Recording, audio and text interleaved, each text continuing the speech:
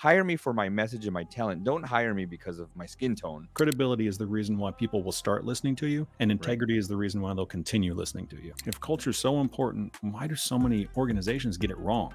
People like to hold on to their ideas, and they're like, well, I like to do it this way, whatever it might be. I like to do it this way. And Hey, welcome to the Relevant Development Podcast. I am your host, Juan Alvarado. Today, I have a special guest, Dan. Dan, welcome to the show. How you doing? I am doing great. Thanks for having me. This is really good. You have the best background that I've seen of any of the podcasts that I've been on. I thought my wall was pretty cool, but you got lighting and everything. That's I have to plug the guy. His name is Omar Eltakori. Omar, he does a thing on YouTube, and he's got a program where it's, I will help you get your shot looking crispy. He says Team Crispy or Team Drippy Crispy is like, I'm going to make it look better than everybody else's. And I owe that all to him and his course on how to get that stuff done. No, So that's some good lighting in the background. So you didn't awesome. just get those at Lowe's. You got to order that stuff special. Yeah, he'll give you everything that you need. He does even like a dial up a day service where he'll go fly to you. You have all the stuff bought. You guys will take a trip to Home Goods, have lunch, come back, set everything up, and then train whoever he needs to train. It's just say, hey, now all you gotta do is press record. Really, Wow. really cool stuff. Yeah. Well, it's working. It's working. It was worth the investment. Awesome.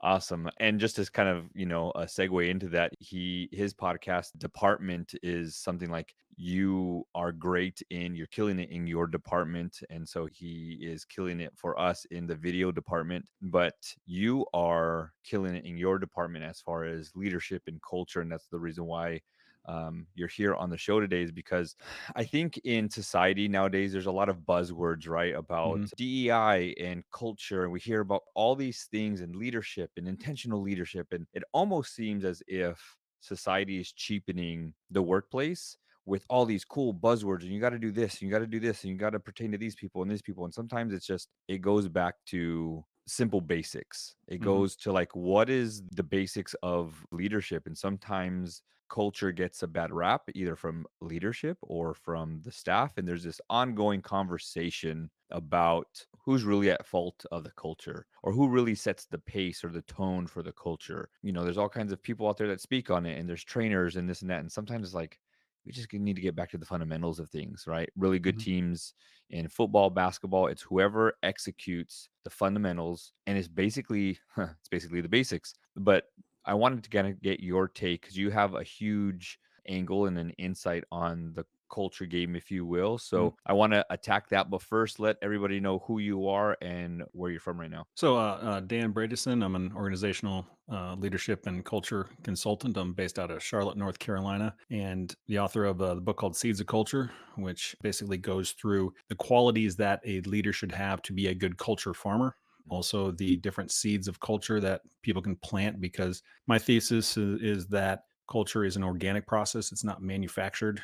You can't force culture into an organization, which we can spend more time on. And then also the third part of the book talks about how an organization can go through and cultivate those seeds of culture for ultimately performance. The book started, it's 260 pages or whatever, but it started as a 30-page research paper that I did when I was in grad school, because I had a 20-year career that was in sales and then eventually leadership. If you're good at sales, eventually they ask you to lead a small team. And then if you're good at that, you lead a larger team. And then if you're good at that, you're really separated away from the sales process. And now it's just more about leading an overall organization. And so I had 20 years of experience doing that. Was fortunate enough to be able to take a career break, spend some time with my kids. I'd always wanted to go back to grad school, so I sought out a master's degree in organizational leadership and learning, and did a research paper on the intersection of leadership, culture, and performance, those three Mm, things, because it kind of goes without saying, there's this intuitive gut understanding that we have that leadership impacts culture and the culture impacts the performance. And I think we all know that, and we all see it, because to your point, when we're talking about sports teams, if they fail to perform, what happens? Do they get rid of every player, or do they bring a new leader in? right. And almost without fail, the initial press conference, you've all seen it 100 times, is what's one of the things that they say they're going to change in the organization? The culture, right? We Right. need to change the culture around here. So leaders must think that culture makes a difference in performance, because they bring it up every time. And so I did the research, kind of the academic study on that, and put that together with my experience of leading teams, and then also looked at it through the lens of my upbringing. I grew up on a small farm in Southwest Wisconsin, and kind of brought some of the analogies of growing up on a farm to those two components to, come up with some, I don't know if it's answers. Maybe the book asks more questions and then provides answers, but just maybe a different paradigm for how organizations and leaders can think about the culture and the performance that they're driving for. Yeah, I love the fact that you said that the book maybe asks some more questions and gives answers because one of the things that I say when I go speaking is, "Hey, I'm doing is extracting the information that you already know. Like we all have the answers. You have the answers already, but just asking really good questions. I think is like Maxwell talks about it in his books of like good leaders ask good questions and great leaders ask great questions. And when you get pressed those really good answers comes out from within. Like you have it in you. You just have to Mhm. be pressed a little bit and ask. And it takes a really good leader to bring that out. It's kind of like, a coach you're talking about, we have to change the culture. It takes a really good team or person that says, "Hey, we're going to change things and I'm going to press you a little bit and we're going to challenge you a little bit." And then the culture starts to change or the vocabulary starts to change, the mindset starts to change. It's like, you're the same player that you were last year. You're Right. just thinking a little bit differently, and it takes that person to press. And so, I just love books that and authors for that matter that say, "Hey, I'm going to question some things, and I'm going to need you to answer." And it's deep down inside. Kind of just cutting to the chase a little bit. What do you see is the issue in culture? What is the bad seed? Right, we're talking about seeds. What is the bad seed in culture? Because everyone seems to, and I just talked about this the other day, wants to point fingers at each other. No one wants to take ownership, but there's really an underlying kind of blame. But do we point the finger or do we just say, "Hey, it starts with me, I'll make the change"? Like, where do we start in changing this culture? It's interesting.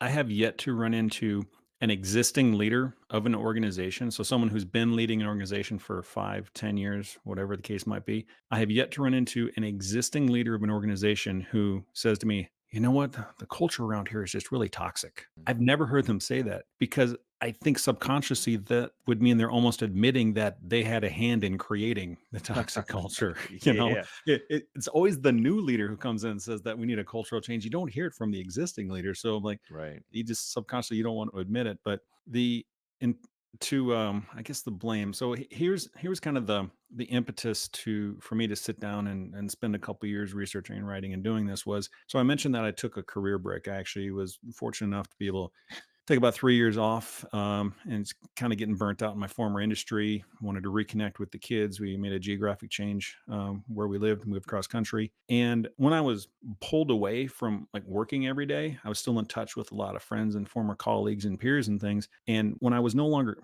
down in it every day, I wasn't in the weeds of work every day, the cultural missteps that organizations made started to pop up more, and I'd hear how unhappy friends were or former colleagues like, "Oh, they're doing this now and it's just we're so unhappy and it's just the climate's really bad in the work environment." So it got me thinking is, if culture is so important that every new leader always mentions it, if culture is so important, why do so many organizations get it wrong?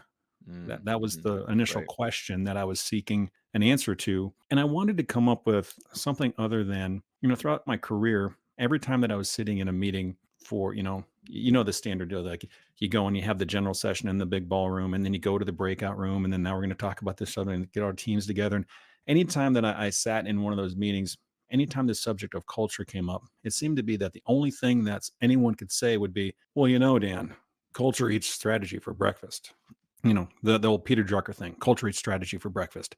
And I'm like, really, that's all you got to bring to the table is that is like that's, and at the end of the day, here's a fun fact for you. Peter Drucker never actually said that. And Mm. you can Yeah. you can go to the Drucker Research it. Institute, Yeah. research it. I love researching, the original text that the people are often quoted from. So there's got to be something more going on than just culture eats strategy for breakfast. I was always like, well, then tell me how it prepares the meal. There's got to be more going Mm. on here. So That part. yeah, the how, because if I know how it works, then I can actually influence it as a leader, because if we're using the analogy that I use, which is if there's certain seeds of culture to plant, the seeds don't just end up in the ground themselves. They're planted by a farmer, Right. right? Right. My dad was a farmer, there's lots of, he had to, check the weather. I call that the external environment. Make sure that the soil was right. That's the internal environment. If you're a new leader coming into an existing organization, what's already there before you start planting seeds of culture. So that's kind of where the analogies come in. So I wanted to,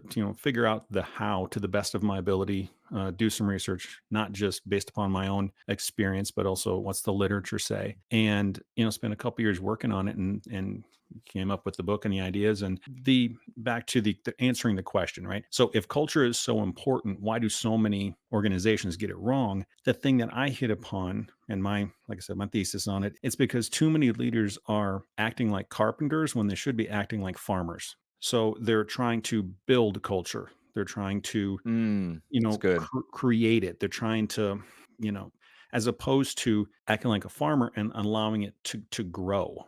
I Right. have friends and peers who are and former colleagues who, culture must be important because organizations are starting to put together like culture committees, like we have to instill this type of culture. And it's like, and I hear them, the conversations that they have about being on these culture calls. And I think it's just, they're going about it the wrong way. They're trying to I force it in top yeah. down, it ain't Yeah, gonna work. yeah, for sure. I kinda got turned off by that comment, in that sense of, like, I don't think you need committees, in my opinion.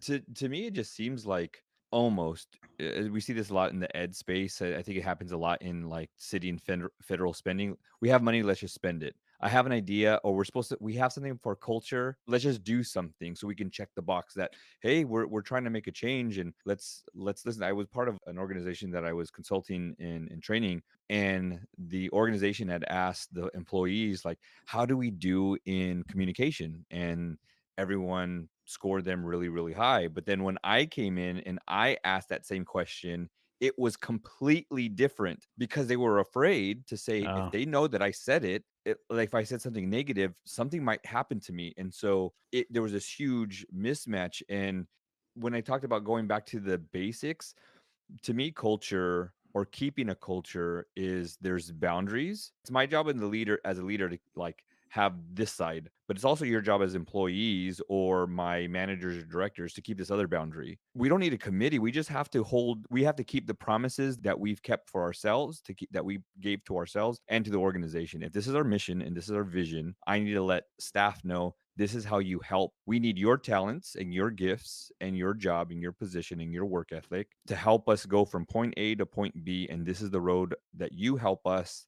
meet the expectation and mission and vision. And if you go outside of those boundaries, it's my job to help you bring you in and or your boss or your manager to keep you in here. You don't necessarily need a committee. You just need to hold true to your values and what the organization stands for. I don't know. It just seems like a waste of time and a waste of people's talents to say, let's get a committee together to make sure that our culture is up to par. I don't know. I It's don't know.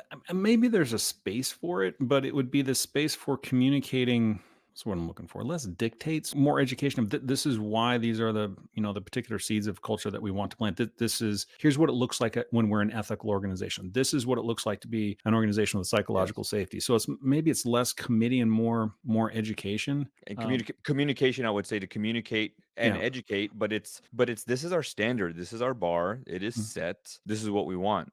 Like, there was a pastor that said that he came in and he was in charge of bringing the church group together, and he was young, he was 24 years old. I think the next youngest person or was like 50 something, and he was like, "How am I gonna get all these 50 and 80-year-old men and women to follow a 24-year-old?" Right. And so he was like, I had to tell them, hey, this is a standard. If you have an issue with me about my age, my angle, my just anything, come let me know. If I have a problem with you, I'm going to come let you know. And if you hear griping from somebody else, it's your job to say, I'll go with you and we'll go together as a team to talk to the leadership. But he was like, no meetings outside the meetings. We just need to communicate. And to me, that sends a culture of which was one of their missions and vision was proper, complete communication. What does done look like? What does success look like? And if you can't get there, let's talk about it. And it just seems as if, like you said, it's education. Well, how do you educate somebody through the open heart and mind of teaching and receiving and learning? And if you don't have that, well, then our Yeah. culture is going to go out the window. The A lot of the things that I talk about, write about, speak about are, I didn't invent fire, This isn't some magic. This is it's more about maybe packaging and communicating some things that folks haven't been able to articulate, or that I knew there was something going on here, but how exactly does that, how does A work with B? And it sounds like you're the pastor that you just spoke of. There's a couple things I would say. There's the first seed of culture that I talk about is effective communication. Mm, Effective communication, and most of the seeds are planted concurrently. It's not like it's one, two, three, four, five, six, seven, with the exception of, in my opinion, effective communication. If you aren't communicating effectively, or if you're a poor communicator, you're just going to screw everything up. It's going to be very difficult to try to right. get culture planted. So I break, what's the definition of effective communication? My wife has a master's degree in communication. I'm sure she could give you what the actual textbook is. But I think about effective communication in three ways, trying to make it easy to remember, which is clarity, consistency, and transparency. Mm, So communicating clearly, not being murky about what it is that we're trying to do here. So being, clear on goals. So he had set some clear goals or standards for the way that people are going to communicate.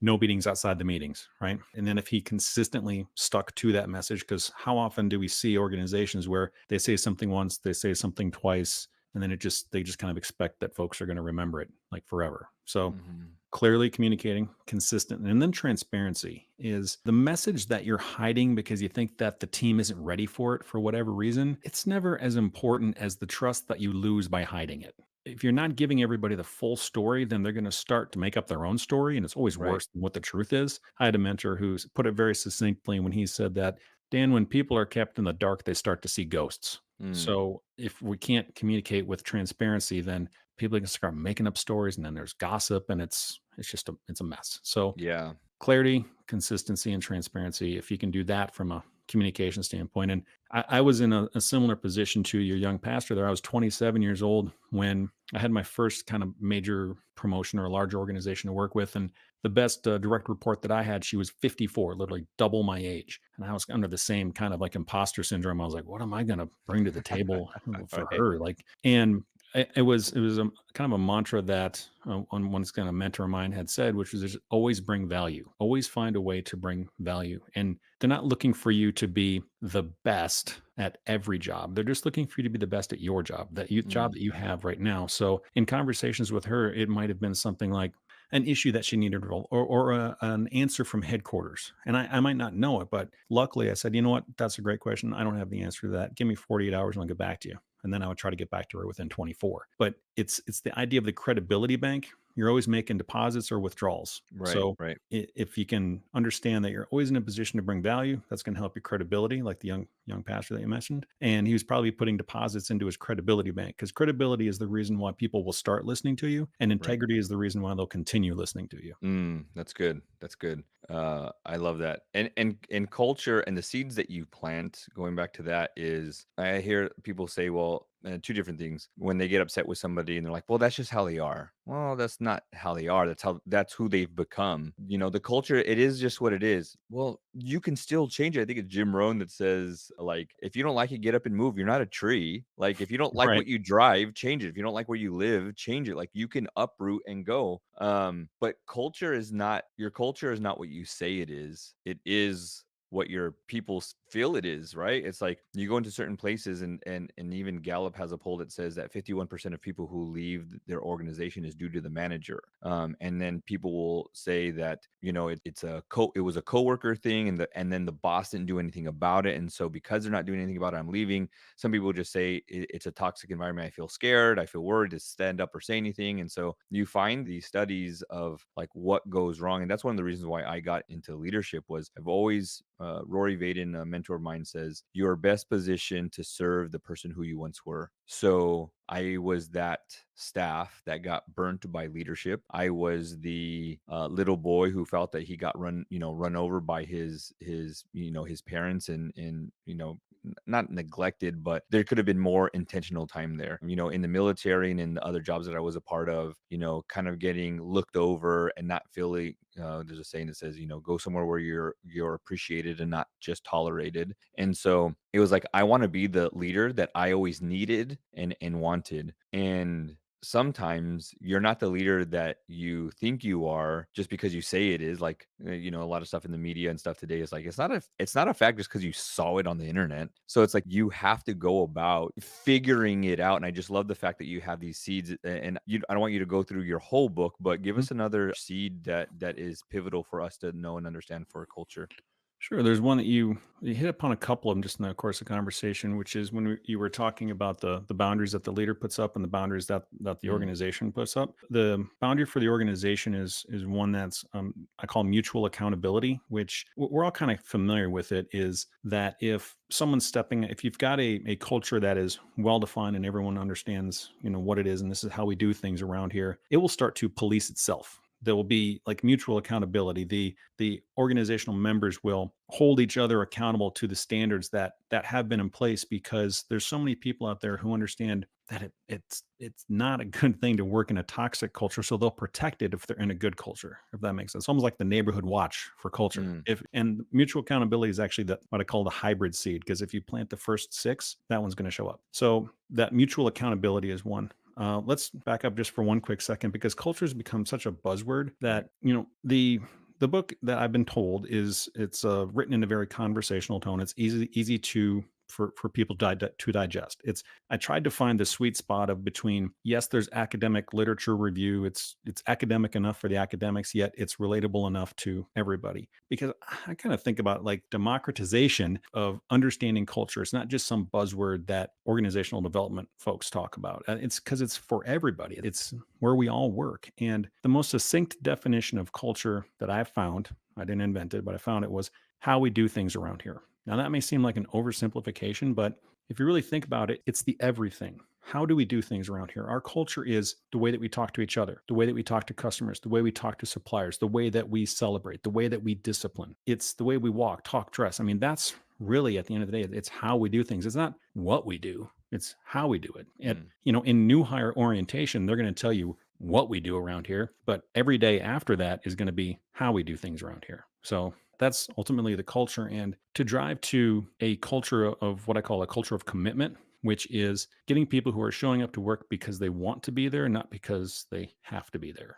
right. So I mentioned mutual accountability. Another one that is called psychological safety, which I think you mentioned it earlier or touched on it, where people don't feel safe like bringing things in, or they feel like it's a toxic environment. Psychological safety it's actually been around since the 60s. It became more popular in the 90s. It sort of gets this weird rap because people assume it's going to be about like safe spaces and trigger warnings and all that kind of stuff. That's not what psychological safety is about. Or they think that it's about just being nice to everybody all the time. It's not. Psychological safety is having the lack of fear if you try something new and you fail at it. It's the idea that you can speak up in a meeting without being shouted down by somebody else, or Mm, having someone go behind your back and use your mistake against you. It's right.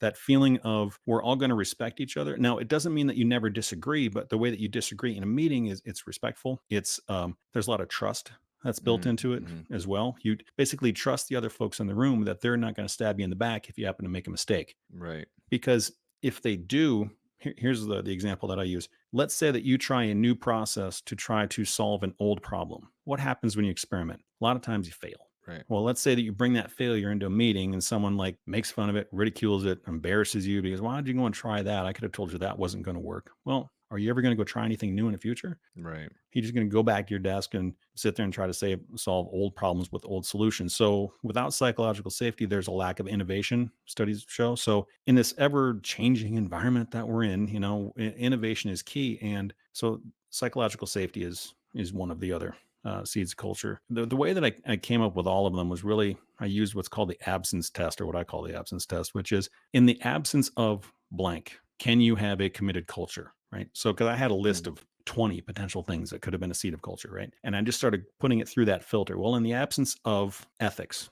can you have a culture that people are going to be committed to? No, not on the long term. If you have a culture that, in the absence of effective communication, are you going to have a culture that leads to commitment? No. mm, So that's kind of the filter that I used when I, decided which ones were going to that's go into the good. book. So yeah, so those are, I can go through the rest of them, but it's effective communication, psychological safety, ethics. One I say is that diversity is a good start. Too many organizations are just doing check the box diversity. Right. And if you do Mhm. that, it actually hurts performance. Like just Yeah. doing diversity for diversity's sake to check some boxes, it actually reduces team cohesion But if you can pair that up with treating everyone fairly based upon their unique situation, which is really just equity, and Hmm. then you make them feel as though their contributions, their unique contributions are valued, that's what inclusion is. That organizations that do that, their performance is like skyrockets. There was a great study of like 506 different companies in 12 different industries that the more diverse, the more DEI that they had into the organization, where diversity led to equity and inclusion, their performance was just off the charts, right? Because Yeah. I approached this not just to put like a DEI chapter in there. I didn't want to write a DEI chapter. Because I mean, look at me, right? So I'm the kind of guy that like I look like the average guy who created the DEI problem to begin Mhm. with. But I took a class on DEI in grad school, and I started to look at it through a little different paradigm. And ultimately, is it going to drive performance? And the answer is yes. If you add the E and the I to the D, because if you've just Mhm. got the diversity to check a box, your performance will actually go down. You have to do it, all the way. Yeah, I think that a lot when you talk about people checking the box to say, "Hey, we're doing this." I think people do it for the top layer, like, "Oh, we need, different people of color, different backgrounds, or we need this, or we need that." And it's like, to me, at the end of the day, I want somebody that can do a job. Like, so I was in charge of hiring one time at one of the departments worked with, and one thing that we were looking at, it was for an education space, and we found that there was 90% female and only 10% male, and we were having issues at one location with the little boys in the school, and they were 100% female, and we needed males. There was no diversity as far as male female there, and so people started to get freaked out, like, you can't, it's against the law to say we're only going to hire males. Like, we only hired females before. Like, there's a need of a male figure there. And so when we started to hire one, two, three, four males in that location, the behavior started to change, the interaction started to change. There was nothing wrong against the female sex. It was just there was an absence of males, and so we needed diversity there for that reason. But I've gotten to speaking engagements where at the end of the day, gotten paid, check in hand, and they said, "Thank you for doing it. We were trying to find somebody who was Mexican to come speak." And I'm like, "Hold on. Did you hire me because of my ethnicity, like my cultural background, or did you hire me because you saw something that I did that you're like, ooh, this guy's motivated, he's inspirational, he does this, we love the message. Like, hire me for my message and my talent. Don't hire me because of my skin tone." And some people will find that offensive. Other people are like, "No, you need to hire more people because of their skin color." And so there are this like back and forth thing. My take on it is, when I would hire people, I want to know their background as far as like their work experience. I want to know what they're bringing to the table, what's unique. We had a question in there is like, what uniqueness are you bringing to this position? I'm like, that's where I would go first all the Yeah. time. I think people are like, here's the stuff. And I used to tell people, here the application. I said, flip it to page 2. I don't want to see page 1. Page 1 had the name, their where they live, their ethnicity, whatever their sex, and everything else. And I'm like, I don't need to know that. I want to know that I'm hiring somebody good for the job, or say, hey, these 10 I want in to interview, because what the end result was, what our culture was we want people to be able to love and mentor our youth.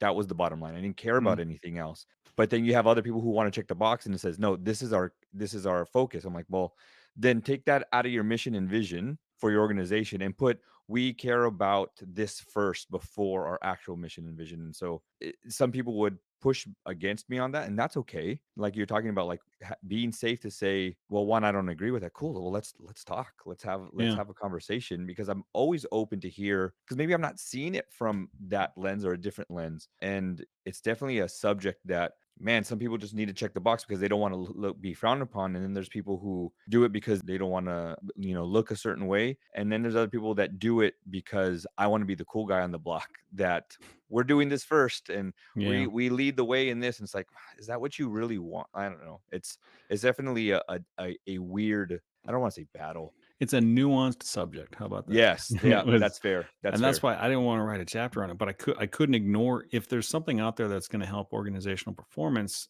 can I write it in a way that's accessible yet nuanced enough? The DEI professor that I had, I learned a lot in that class. It was I went in there with maybe some preconceived notions, some biases, don't we all have them? And then I came out like with a better understanding, and she said something which stuck with me, which was, are a lot of the DEI heavy lifting is being done by minorities for minorities, and it gets exhausting having to clean up a mess that you didn't create. And Mm, that kind of stuck with me. So when I looked at it through that lens, but here's a level of diversity that I hope people in hiring will also look at is so often we just look at demographic diversity, race, sex, just the demographics right. diversity. There's also cognitive diversity, meaning people think differently. Yep. Yep. They how about some cognitive diversity as opposed to just hiring into an echo chamber, right? Yes. There's also experiential diversity, people bringing in different experiences. This person's a veteran, this person's not. Like it's diversity beyond skin tone, right? Yes. It's there's all of those different layers that I would hope that folks would start to look at beyond just the demographics. Also look at the cognitive diversity. Does Yeah. everyone think the same? That's Because if good. everyone thinks the same, they're going to have an innovation, and you're going to be Right. passed up by the competition. So this is all, it drives performance if it's done right. It hurts performance if it's done wrong. Yeah. I'm glad you brought that up because I think stereotypically speaking, when we hear DEI, that's the first place where we go. We think, ethnicity, we think, where you're from, male, female, sex, gender stuff, and you think that part. But I'm glad you that you said it because I want to say that you and I on a pre-call we were talking about this a little bit. Was it Covey that says that we need to get the right people on the bus in leadership? I need to bring the right people on the bus, and I disagreed with it a little bit. I mean, he doesn't say this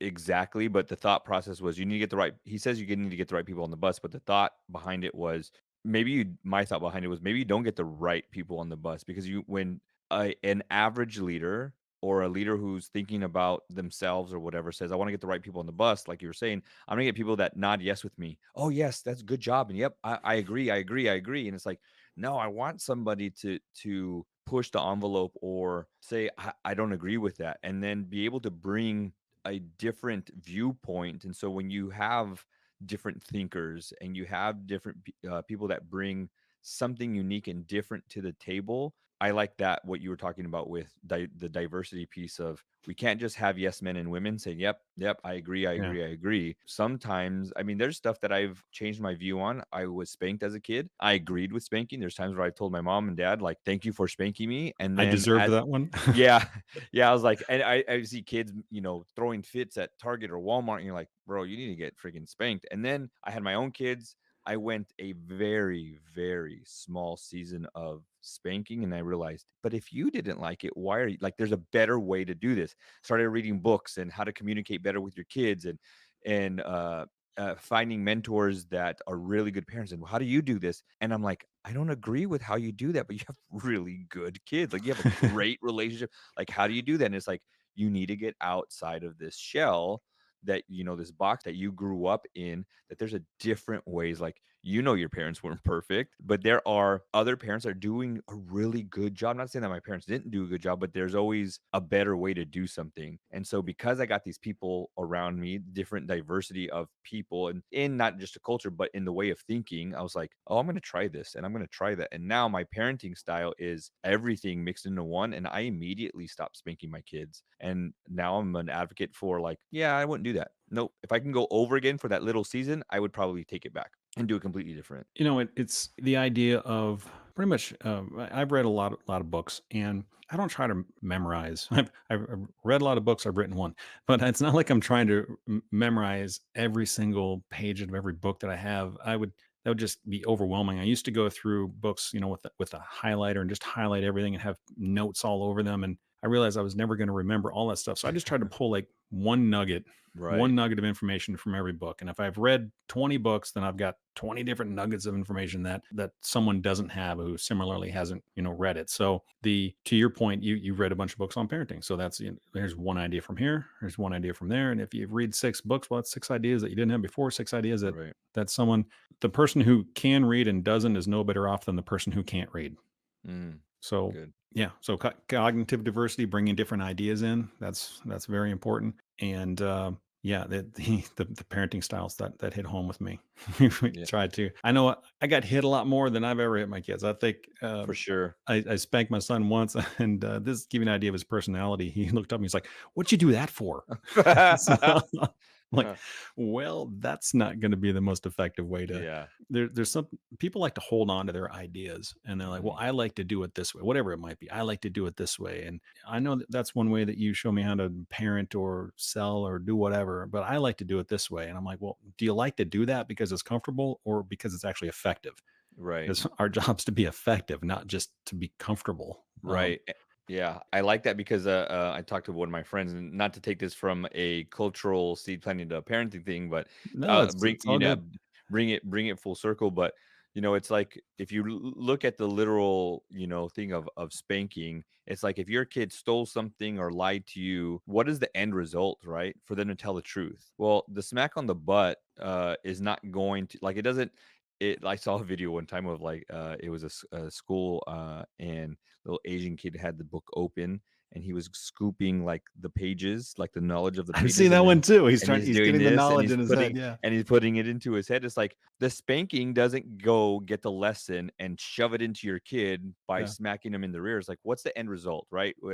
What I think it's Covey too that says have the end in Begin with mind. the end in mind. Right, and so if the end in mind is, I don't want you to lie, or going again, taking this back full circle to what you're saying before about the how, and I don't wanna speak up because I'm gonna get shot down and they made me feel stupid. It's like, I need to know that I can make a mistake. So Yeah. the message to my kid is, "Hey, you don't have to lie. You might think that you need to, but I'm letting you know as your father, you don't need to lie. You can tell me the truth and it's going to be okay. There's going to be a lesson that needs to be taught. You're not going to get spanked, but we will talk. There might be a punishment, but you have a choice. Tell the truth and get a punishment or a consequence, whatever, or lie about it and get a bigger consequence and a bigger thing. It's your choice, but you don't have to lie, right? You don't have to shoot somebody's idea down. You bring it in. Every idea is a good idea until we get the best idea, but we have to make or create a culture where it's okay to fail because that's how we become better. And I noticed even my own kids, they mess up less because I've allowed them that it's okay to mess up. I think there was a story about when they were doing the San Francisco Bridge, or was it a bridge in New York? I think it's the San Francisco Bridge, where it was taking way longer than what they were supposed to do to build it. And so then they started to they realized if we keep on going this slow, we're going to run out of money. So they spent money on a safety net, and they put the net under the bridge so that if a worker fell, he would be safe and they would fall. And they in that when they did that, they'd have one or two people fall, and they realized they're still alive, and it Yeah. was okay to mess up and go, no pun intended, but go out on a limb a little bit more, and to be able to be more aggressive in their work. They worked faster, they worked better because they knew that if they made a mistake, it was okay. And they looked at the structure of the building, and the structure of the building actually was better on that second half than it was on the first half because they gave them room to make a mistake, and it's okay. And you and I are, and everyone else around us are great because of the mistakes that we make, not because we are quote unquote perfect, because none of us are perfect. So I love that you had said, and it opened up my eyes and my thought process to culture is not about what we do, it's how we do it. And if we can allow our people to communicate, that'll bring our communication up. Hey, if you mess up, like instead of saying, hey, what are our wins for this day in the meeting, to Mhm. say, all right, this is where I messed up this week. This is what I learned. This is how I'm going to change. Next, go. Like, how cool is it to have a meeting to say, hey, this is where I screwed up this week. This is what I've learned. This is how I'm going to change it. Like, we would be more able to communicate our mess ups than everything before. I just thank you for bringing that to light. It was a lesson Yeah, um, no, absolutely. while you were saying that. Trying to think which tech company it was with Silicon Valley. If it was Google or it was a case study that I read where they would have like failure parties. They would Mm. celebrate if engineers went out there and Funny. they tried something new and it was an abject failure, they would just throw a party about it. Like everyone bring in your failures and just and Mm, it created this environment. Well, hey, it's okay. Like it's okay to go out there and try new things. We understand that you're going to break some stuff, and no one here is going to run behind your back and and try to get your job now because you screwed up. Because we are all in this like together. We can trust each other, and in that in that type of environment, in that type of culture, that's where that mutual accountability comes in, where people will police it themselves, for lack of a right. better word. That if someone you know let's say someone new comes into the culture and they go to one of those failure parties and they start ragging on everyone that failed. Everyone's gonna be like, no, that's not how we do things around here. Right. Um, Right. it's so my son's on a baseball team, and he's on a travel baseball team, and there was a parent who was their kid was new to the team this particular season. Great ball player, great kid, but one of his parents had the tendency to, I don't know, just talk a little too much on this side of the fence, talking about, oh, why didn't this kid make that play? Why didn't this kid, well, Mm. that kid hasn't got a hit all season. Well, just talking trash on like 12-year-olds, which is, it's not good form. But this is the third season that we've been in this organization that has a very strong, very committed culture. Like, and my wife policed it. She, mutual accountability. She politely, respectfully pulled this other parent aside and just said, "Hey, that's not how we do things around here. That is not the culture here." And it was said in a polite, respectful tone, but it was exactly culture. I mean, she used the words, "That's not how we do things around here. That is Right. not how we're going to communicate. We're nothing but supportive of each other and each Yeah. other's kids." So and that's kind of the democratization of culture and the understanding of it. It's not just corporate stuff, it's your everyday life. I wrote the book to help people with not just where they work, but where they volunteer their time, where they're choosing to show up to spend their time and effort and energy and not get paid for it. There must be a reason for that. Right. So, nonprofit leaders can learn something from this as well, because you're trying to build that level of commitment, trying to grow that level of commitment, so that people will continue to show up and work because they want to be there, not because they have to be there. Right. Yeah. Well, before we let you go, there's usually two questions that I ask everybody. What has helped you in your own life raise the bar? And then what can our advice for our listeners to help them raise the bar? I kind of want to flip it a little bit to say, what is your favorite moment or part of the book that would help somebody raise the bar? That's a great question. Okay, I would, if they are in a leadership role, I would say the six like traits of successful culture farmers, like the different attributes that a person can have to, if they wanted to grow a culture. If they are not in a leadership position yet, then part two would be actually going through the different seeds of culture so that they can have a better understanding of what's this culture thing that HR talks about, or I hear people talking about the culture on here. Well, how does that actually work? So I would kind of answer that in two parts. And then the third part's pretty in-depth tactical approach to how to plant it within an organization. So if they're a leader, an aspiring leader, and they just want to skim the first part of the book, go for it. That's Mm. the traits of successful culture farmers. The I was asked yesterday, because I was presenting to a group of senior leaders with pretty large companies, and they're like, okay, so what's like one of the one if you could pick just one attribute. And the answer that I came up with is, well, first of all, I got six traits of successful culture farmers, but I'm going to try to narrow it down to just one that kind of runs through several of them, and that's humility. Mm. Humility shows up in our credibility, because if, let's say that we are that new leader who doesn't have a lot of credibility yet, we need to have the humility to admit that to ourselves, and then make sure they're always in a position to bring value and not think that we're above anybody else just because we have a title. Yeah, I was trying to think while you were answering them, like, how would I answer that question as far as like if you can narrow something down to one thing? And humility is definitely one. I was thinking intentionality, like trying to be intentional, but the humility piece of it, man, that's changing because if you really sit down and break down that word and everything that you do, how you communicate when issues go wrong, when things go wrong, when things are well and thriving, when things are not, what kind of leader are you? And to be that humble person during crisis and during craziness, but also during your success. Man, that's next level. I love that answer. How can we connect with you, get the book, and if we want to level up our Sure. our leadership? So you got my name there, Dan Bredeson, DanBredeson. DanBredeson.com is where you can check me out. Also, Dan Bredeson author. I'm on Instagram. Check me out on LinkedIn. Go to Amazon or wherever you buy books, Barnes and Noble, Target, Walmart, wherever you buy books. You can check out Seeds of Culture, and yeah, that's how you can find it. Pretty easy to find anywhere you buy a book, and then just DanBredeson.com. That's awesome. I will have everything in the show notes in the description, and then when I post stuff on LinkedIn, I'll make sure that I put it on there as well. Thank you for writing that book. I've always loved the seed, plant, tree analogies. There's so much there. Um, I mean, we could talk about this forever about how it's created and how it has to be intentionally planted. And if you know what is it? There was a saying that I used that I heard from somebody like you don't squeeze an orange and get apple juice. Like Right. you squeeze an orange, you get orange juice, or like you don't plant. I think Jim Rohn also says, a huge fan of Jim Rohn. Like you get what you plant, and it's intentional. You can go through all kinds of stuff about being intentionally placed and feeling like you're buried, but you're really planted, and being surrounded, and growth and breaking and growing down before you grow up and out. Like Yeah. there's just so much there. And you I got to just pull weeds sometimes. Oh yeah, yeah, for sure. Like because they'll attack your crops and what you've Yes. planted, and I mean, there's just so much there. I'm sure that there's a lot more there in your book. You have me excited. I'm going to look out for that and pick that up because one, I'm a big fan of the analogy, but two, I love your take on culture. And so if you out there are listening and you want to know how can I level up the culture, I want to know more about culture, I want to be intentional and plant those seeds, pick up the book. Thank you so much for joining us today, Dan. Thank you for being a great guest. I appreciate you and all your wealth of knowledge. Thank you for being on the show. Awesome. Juan, really appreciate being here. Thank you. Thank you.